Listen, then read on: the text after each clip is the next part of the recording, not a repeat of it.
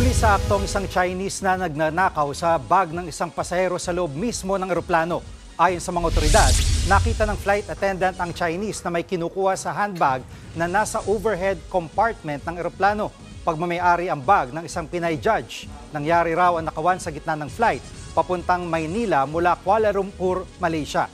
Nang isumbong ng flight attendant sa pasaherong pagnanakaw, dito na raw nadiskubre ng biktima na kinuhanan ang wallet niya ng 11 piraso ng $100 bills. Nagkakahalaga ito ng 53,000 pesos. Agad namang inaresto ang sospek pagkalapag sa NAIA Terminal 3. May kasama raw 2 pang Chinese national ang sospek pero inaalam pa ng mga otoridad kung may kinalaman sila o modus nila ang pagnanakaw.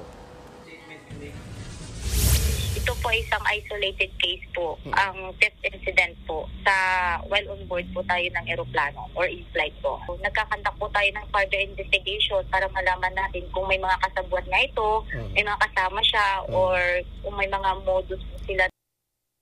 Mga kapatid, Jiggy Manikad po, iba na ang may alam at may pakialam sa panahon ngayon.